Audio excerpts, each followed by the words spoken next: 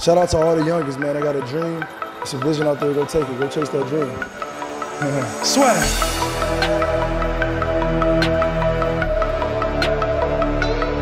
People are always saying about the talk, and I talk, and I talk, and I talk, but guess fucking what? I back it up! I back it up! Bonjour à toutes et à tous, bienvenue au podcast La Sueur. Aujourd'hui, on s'intéresse à la rumeur qui enfle avec un retour de Georges St-Pierre. Mais Georges St-Pierre pour affronter qui?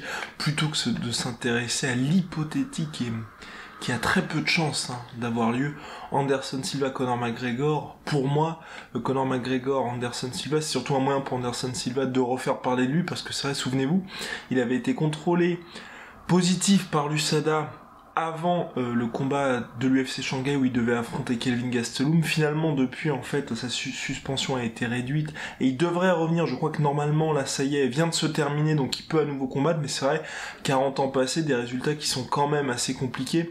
Sa dernière victoire remonte à février, c'était donc 2017, UFC Brooklyn, UFC 208 contre Derek Brunson. Il s'était imposé, mais c'était une victoire, un peu compliqué de la donner à Anderson Silva, et si c'était pas Anderson Silva, c'est vrai que ça aurait peut-être dû aller à Derek Brunson. Enfin bref, pour Anderson Silva, ça reste une star, mais aujourd'hui, qu'est-ce qu'on peut lui donner? Parce que c'est vrai qu'il est très très très très loin de son prime, et puis lui, voilà, Conor McGregor a lancé ce nom-là, mais dans le côté Conor McGregor qui est très conquérant, qui dit, je peux combattre ce mec, il n'y a pas de catégorie, c'est où vous voulez, quand vous voulez, et puis ensuite, Anderson Silva s'est bien évidemment engouffré dans la brèche, mais à mon avis, il y a très très peu de chances que ce combat-là se fasse, parce que ça voudrait dire que McGregor devrait monter, mais monter jusqu'à quel point? On a vu qu'en welterweight, c'était quand même compliqué pour lui face à Nate Diaz. Anderson Silva, qui est middleweight, mais à son âge aujourd'hui, il avait combattu contre Derek Brunson en middleweight. Avant ça, c'était contre Daniel Cormier à l'UFC 200 en light heavyweight. Il peut pas descendre énormément. Il avait combattu en welterweight au début de sa carrière, souvenez-vous, notamment au Pride, je crois, si je ne m'abuse.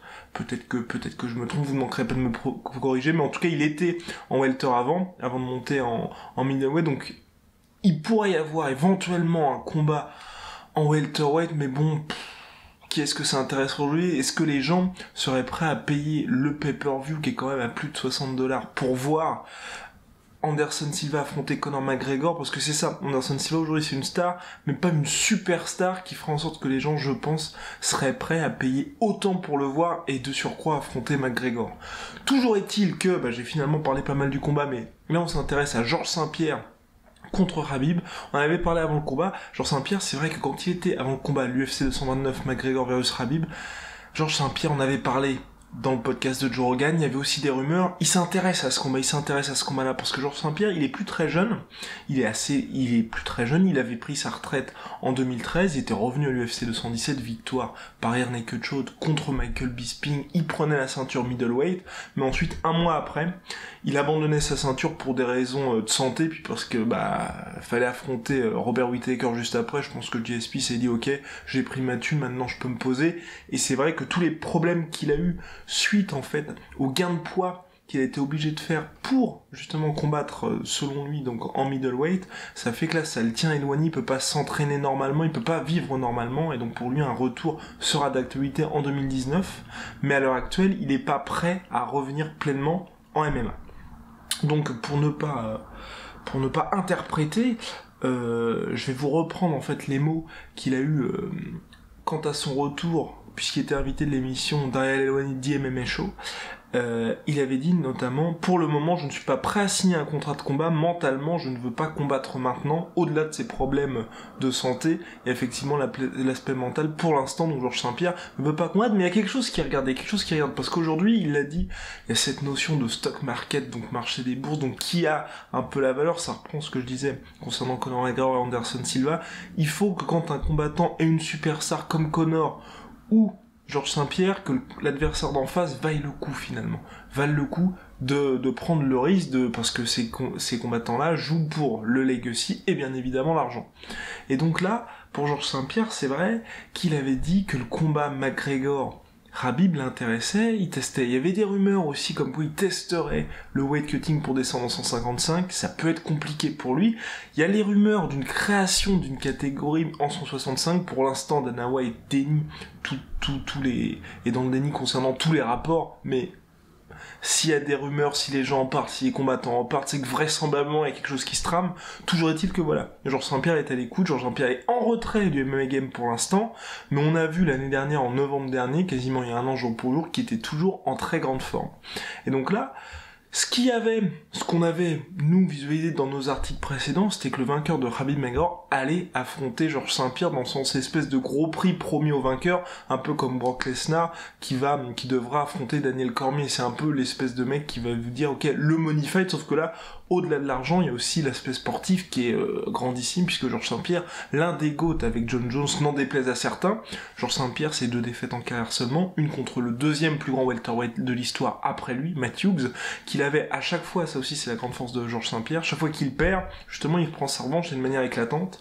Il avait perdu contre Matt Hughes lors de son premier title fight, il avait pris sa revanche ensuite, et puis il avait confirmé lors de la trilogie, et il avait également pris sa revanche contre Matt Serra. C'était la seule fois en fait, il était champion, il faisait sa défense contre Matt Serra, grandissime outsider Matt Serra, et Georges Saint-Pierre l'avait dit, c'est la seule fois où l'avant-combat j'ai bien dormi.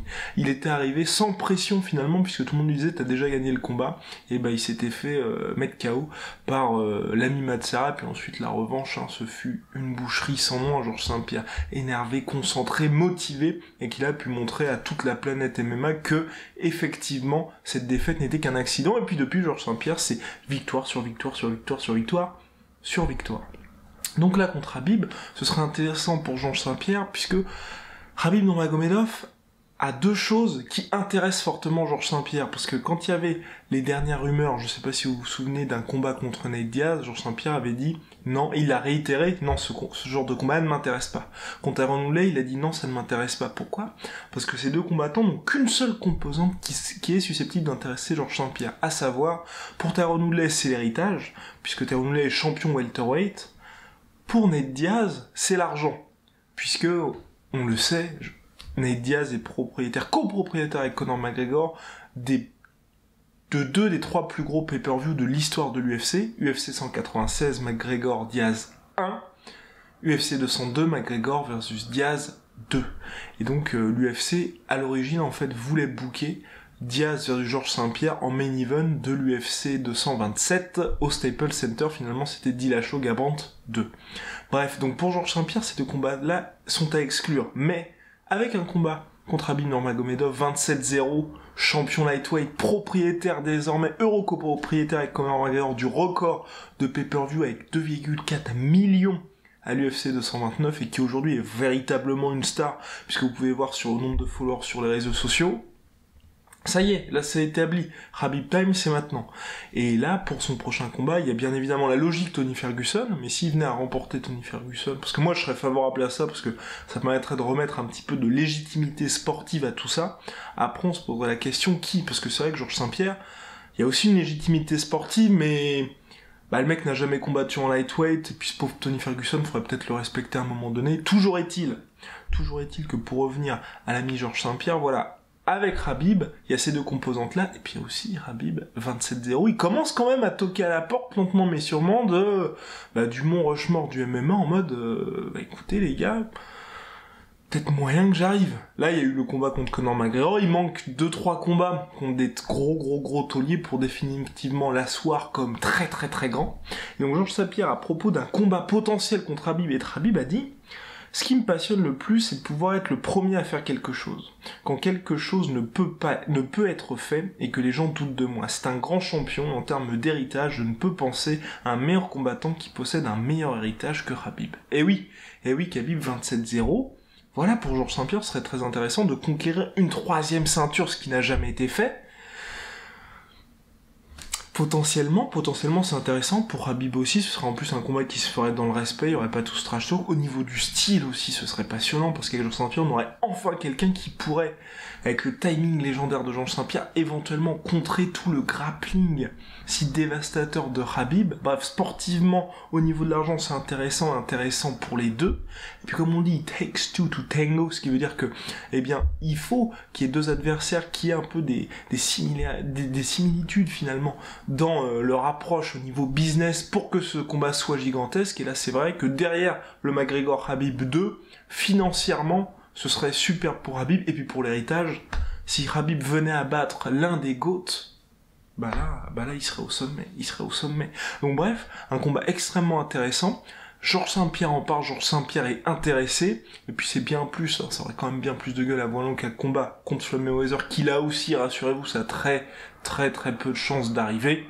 C'est surtout un peu à la manière d'Anderson Silva, c'est le vétéran en la personne de Floyd, qui a, son nom est lancé une fois, et il s'accapare un petit peu toutes ces rumeurs, c'est repris dans tous les médias, ça lui permet de rester dans le jeu, les gens parlent de lui, et on se dit, ah oui, c'est vrai, il y a Floyd Mayweather qui est là. Anderson Silva, c'est pareil. La dernière fois qu'on avait parlé d'Anderson Silva, vous vous souvenez pourquoi c'était pour son contrôle positif. Donc là, voilà, il revient dans le jeu, on se souvient, oui, Anderson Silva, c'est quand même une star, c'est quand même le mec qui est propriétaire qui était propriétaire du record de défense de ceinture, record de victoire à l'UFC avec 16 consécutives, ouais, voilà. Les gens reparlent de lui, ils rentrent dans le jeu, et puis là on peut commencer à se dire, mais qui va être son adversaire de retour, patati patata. Bref, pour revenir à nos moutons, et donc Georges Saint-Pierre Khabib, ce serait intéressant pour les deux, peut-être pas tout de suite, parce qu'il faut quand même rendre à Tony ce qui lui appartient, à savoir quand même co-détenteur de la meilleure série de victoires de l'histoire de la catégorie lightweight avec 11, comme Khabib.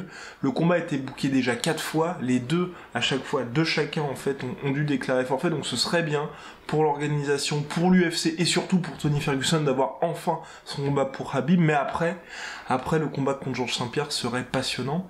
L'autre problème, c'est voilà, que va faire l'UFC? Parce que Georges Saint-Pierre a déjà abandonné une fois la ceinture welterweight, en 2013 après sa victoire contre Johnny Hendricks. Il a abandonné sa ceinture middleweight après sa victoire contre Michael Bisping, ça avait été assez compliqué pour l'UFC ensuite.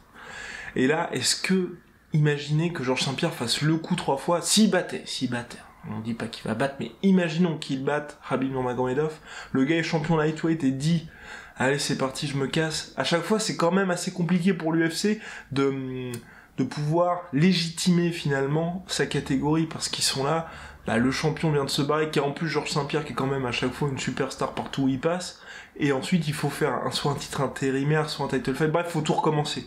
Donc est-ce que finalement la meilleure solution ce serait pas Khabib confirme sa ceinture contre Tony Ferguson, peut-être à la fin de l'année c'est compliqué, début 2019, Georges Saint-Pierre a le temps de récupérer, a le temps vraiment de se poser pour dire si oui ou non il y va, et ensuite l'UFC en profite, crée la nouvelle catégorie en 165, ils font le super fight Khabib contre Georges Saint-Pierre, et puis comme ça Georges Saint-Pierre, si éventuellement il venait à abandonner son titre, et comme ce serait une nouvelle catégorie, il y aurait véritablement un pool de combattants, il n'y aurait pas toute une histoire derrière avec un mec comme Tony Ferguson, enfin un certain nombre de contenders, de Dustin Poirier, etc., qui disent ok, vous êtes gentil, mais le mec s'est ramené, c'est une superstar, il nous est passé devant, et même si Georges Saint-Pierre est très grand, faut un petit peu respecter les combattants qui font partie du roster et qui sont très actif.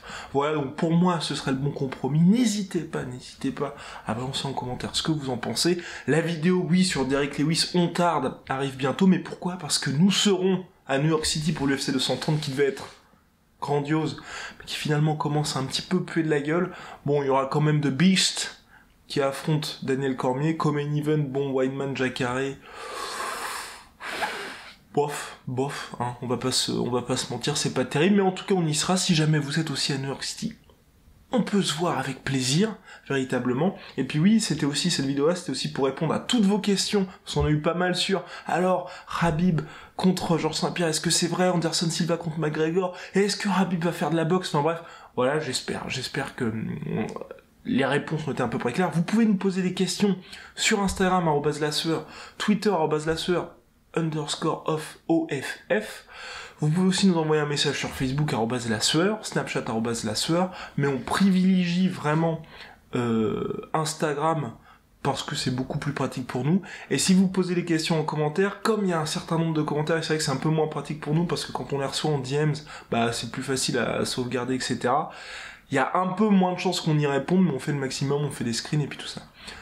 Toujours est-il que vous pouvez aussi nous suivre sur le site internet lasueur.com, c'est là qu'il y a tous nos trucs, et surtout, si vous pouvez nous écouter, parce qu'on est sur iTunes, Deezer, SoundCloud, et Podcast Addict, toutes les plateformes, si vous pouvez nous laisser les 5 étoiles sur iTunes, ça nous ferait énormément plaisir, vous êtes de plus en plus nombreux à nous écouter, mais c'est vrai qu'on n'a pas forcément les petits ratings. Allez, 5 étoiles, ça fait toujours plaisir. Peace. Shout out to all the youngest, man. I got a dream. It's a vision out there. Go take it. Go chase that dream. Swag.